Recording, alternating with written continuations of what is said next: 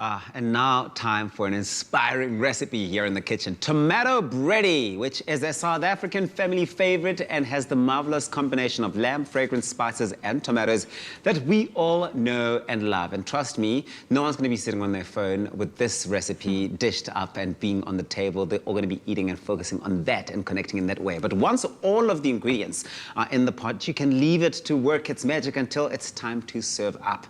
Teresa is going to make her version of a tomato Bredie and also chat about using less expensive cuts of meat, because it's important to start thinking about that.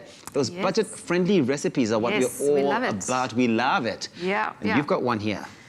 Yes, so what we are using today is lamb neck, which is a little bit less expensive. Okay, so the neck area of that, so the tougher cuts tend to be less expensive. Okay. They require slow cooking. It's going to take a bit longer, but you get beautiful flavor, and especially if you cook it on the bone, that bone's going to impart flavor. There's going to be richness there. Yes. So it's not such a bad thing. And there's nothing wrong with slow cooking any meat, because when it takes in all of that flavor, it's magic. It's a winner. So what we've done here is we've browned this lamb neck a bit earlier today, just in a bit of butter. Yeah. So you're going to take that out of your pan. How did you brown it? Like what do you do? Just in the pan. So I pop some butter and some olive oil in a pan, and then quite a high heat, and you just want to brown it on both sides. You're not cooking it all the way through. Okay, I see. And it just adds to the flavor, and it looks really beautiful.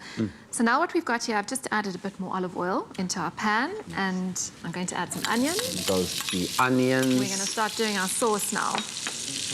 So I love this dish. I mean, we all grew up with it. It's a flavor we know. And I love the spices. I'm just smelling this dish here. Right? It's incredible. I wish everyone at home could smell it through their TV screens. But it reminds you so much of home. Yes. There is nothing that screams home louder than a recipe like this. And a Bredie is a classic of note. Yes, right. It's very, very inviting.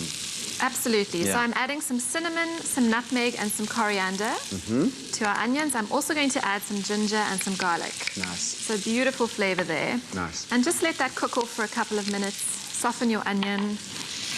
And just let those spices release their flavors. Can you smell that?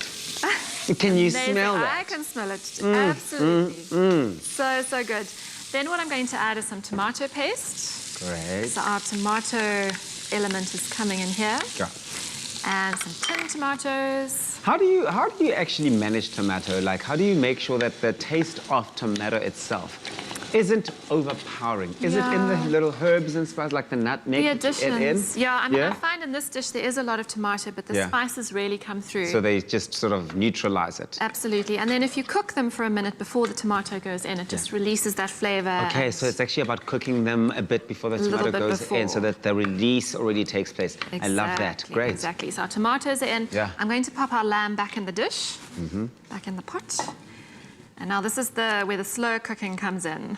So this is the neck of lamb. Yes. I love that. And you said that it's actually the more inexpensive cut. Yeah, exactly. Great. So think about that. Next time you're going to a visit to your butcher, butchery there, explain to them that you are looking for neck of lamb. Yes. Be on the lookout. There are many different cuts, obviously, that are very inexpensive or rather budget-friendly. So you want to make sure that you actually do pay attention when you step in. Yes, and just do your slow cooking and they'll come out beautifully. So I've added some lamb stock as well. Okay. You're going to bring this to the boil, then reduce the heat and let it simmer very gently for about 2 hours. So it's quite a long time. Wow. But you'll see that fly from Joburg to Cape Town.